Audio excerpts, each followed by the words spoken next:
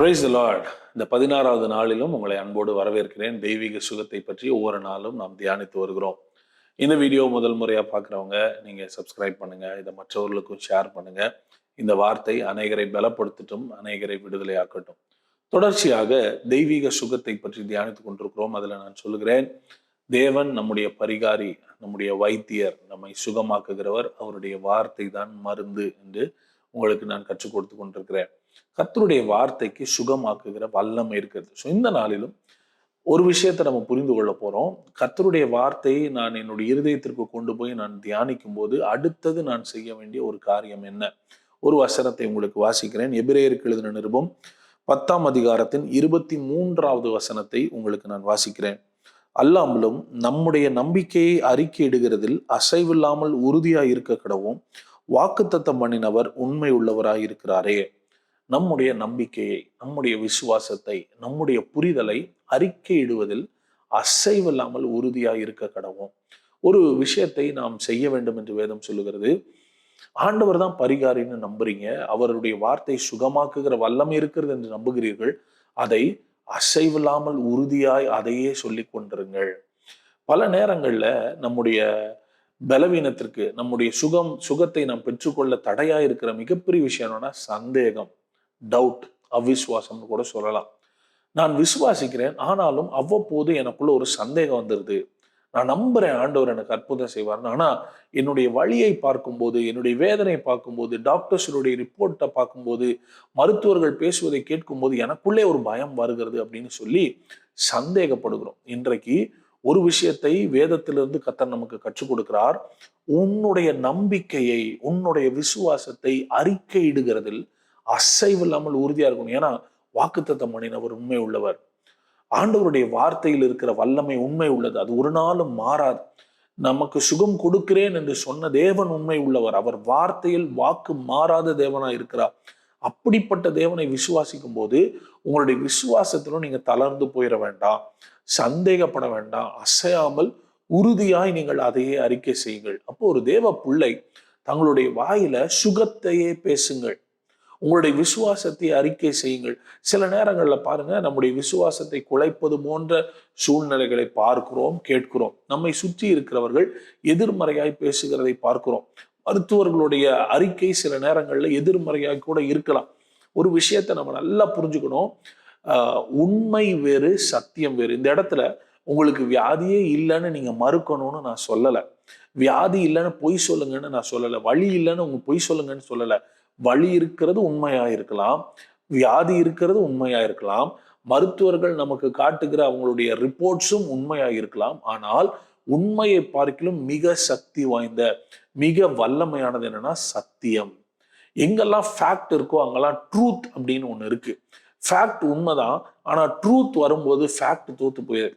பல இடங்கள்ல இயேசு அற்புதம் செய்த போது ஜனங்களுக்கு வியாதி இருந்தது உண்மைதான், ஆனால் நானே வழியும் சத்தியமும் ஜீவனுமாய் இருக்கிறேன் என்று சொன்னவர் வந்தபோது அங்கு உண்மை மாறிவிட்டது, சத்தியம் ஜெயிக்கிறது.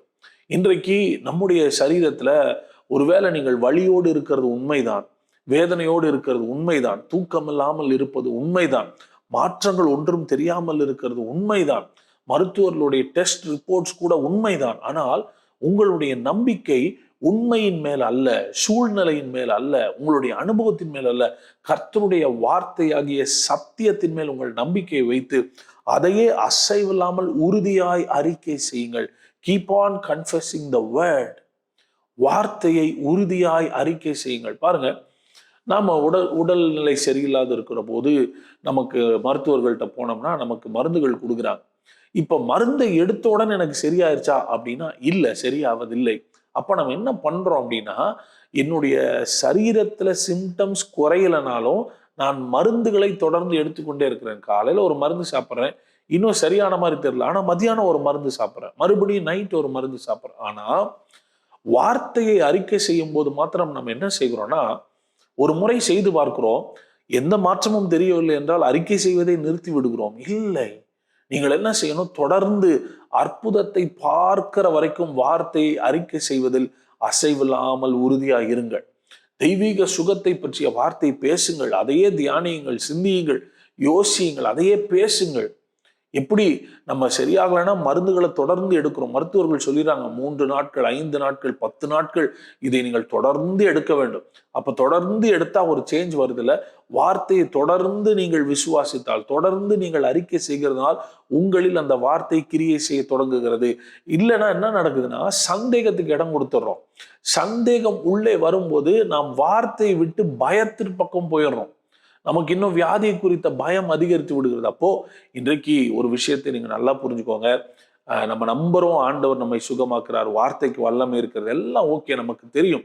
ஆனால் பல நேரங்கள்ல சந்தேகத்திற்கு இடத்தை கொடுத்து விடுகிறோம்.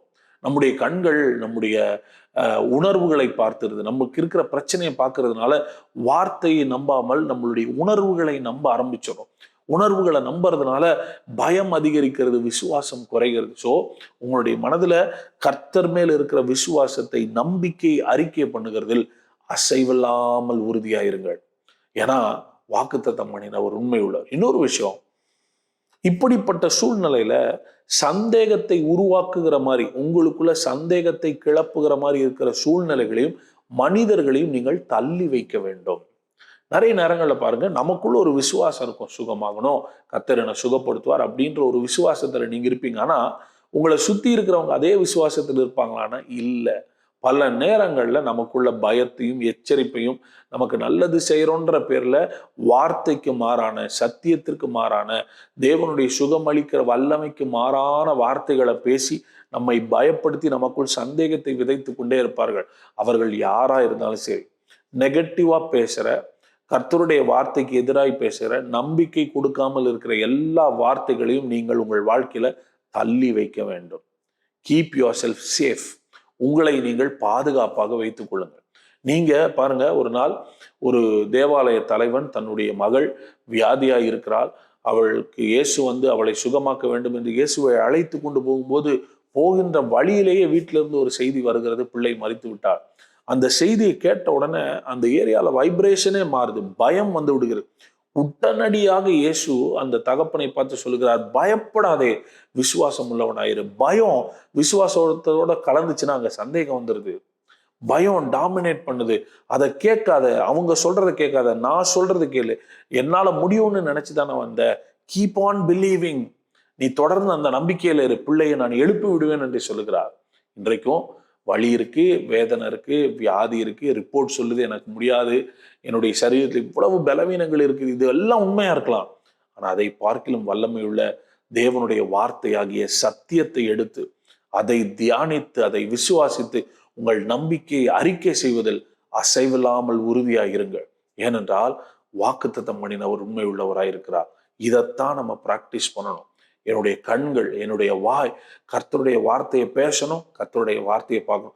சூழ்நிலை இன்னும் மாறல, பரவாயில்ல, இன்னும் நான் கர்த்தருடைய வார்த்தையை பிடித்து கொண்டுதான் இருக்கிறேன். நான் எதிர்பார்க்கிற மாதிரி மாற்றங்கள் என்னுடைய சரீரத்துல நடக்கவில்லை, பரவாயில்ல, வார்த்தை சொல்லுகிறது, நான் சுகமாவேன், நான் சுகமாவேன், நான் சுகமாவேன். எப்படி ஒரு மருந்து மாத்திரைய சிம்டம்ஸ் சரியாகலைனாலும் தொடர்ந்து எடுக்கிறோமோ, அதை போல கர்த்தருடைய வார்த்தையும் தொடர்ந்து தியானியுங்கள், தொடர்ந்து அறிக்கை செய்யுங்கள். இப்படிப்பட்ட சூழ்நிலைகளிலிருந்து உங்களை நீங்களே காத்து கொள்ளுங்கள்.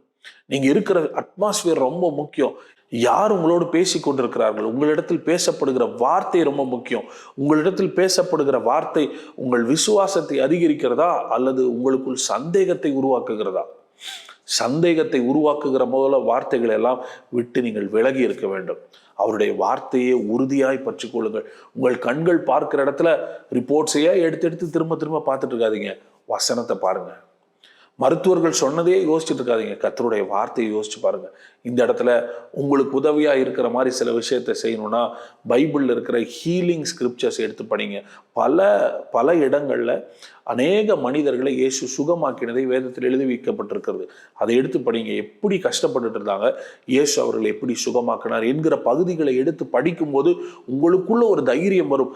அவர்களை சுகமாக்கின இயேசு இன்றைக்கு என்னையும் சுகமாக்குவார், என் சரீரத்திலும் சுகம் உண்டாகும், எனக்கும் இயேசுவால் அற்புதம் செய்ய முடியும், அவர் அற்புதம் செய்வார். இதையே உங்களுடைய மன கண்களிலும் உங்கள் செவிகளிலும் உங்கள் வாயிலும் நிறைந்திருக்கட்டும். இந்த வசனத்தை பாருங்க. அல்லாமலும் நம்முடைய நம்பிக்கையை அறிக்கையிடுகிறதில் அசைவில்லாமல் உறுதியா இருக்க கடவுள். அசைவனாம். சூழ்நிலைகள் உங்களை அசைக்க கூடாது, மனிதர்களோ மனிதர்களுடைய வார்த்தைகளோ உங்களை அசைக்கக்கூடாது. கர்த்தருடைய வார்த்தையை உறுதியாய் அப்படின்னா அதிலிருந்து நீங்க விலகவே கூடாது. வார்த்தை தான் உங்களுக்கு சுகமளிக்கிற வார்த்தை தான், ஆண்டவருடைய வாக்குத்தத்தம் தான். வாக்குத்தத்தம் பண்ணினவர் உண்மை உள்ளவர், கண்டிப்பா ஆண்டவர் எனக்கு செய்வார் என்கிற அந்த உறுதியோடு வார்த்தையை பிடித்து கொண்டு அதையே அறிக்கை செய்து கொண்டிருங்க. பாருங்க, அறிக்கை செய்யணும்னா அது இருதயத்துல நிறைஞ்சிருக்கணும். இருதயத்தின் நிறைவினால வாய் அறிக்கை செய்யணும்.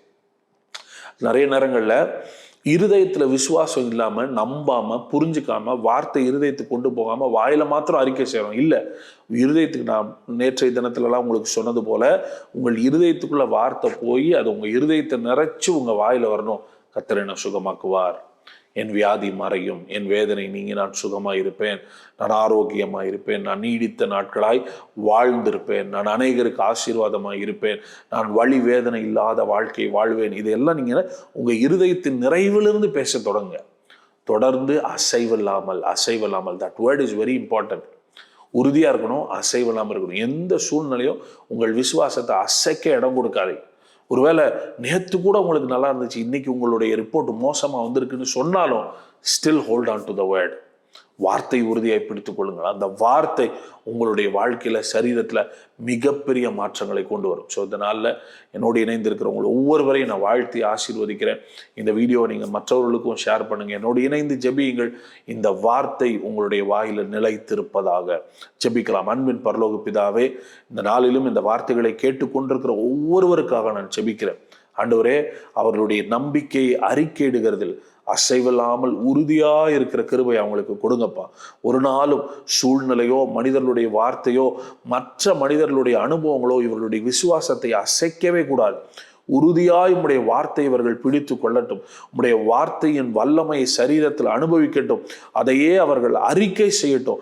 வாக்குத்தத்தம் பண்ணினவர் உண்மை உள்ளவர் என்கிற புரிதலோடு உம்முடைய பிள்ளைகள் அற்புதங்களையும் அதிசயங்களையும் பார்க்கட்டும் என நான் ஜெபிக்கிறேன்.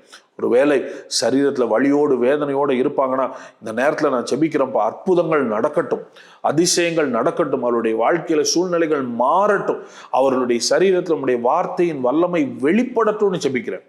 அற்புதத்தினாலும் அதிசயத்தினாலும் உடைய வார்த்தையை நீர் அவர்களுக்கு உறுதிப்படுத்தி அவர்களை ஆசீர்வதித்து கனப்படுத்தும். இவர்களை அநேகருக்கு ஆசீர்வாதமாய் வையும். இயேசுவின் நாமத்தில் ஜெபிக்கிறோம் எங்கள் நல்ல பிதாவே. ஆமென், ஆமென். God bless you. கர்த்தர் உங்களை ஆசீர்வதிப்பார். நாளை இன்னொரு வீடியோல நான் உங்களை சந்திக்கிறேன். தேங்க்யூ.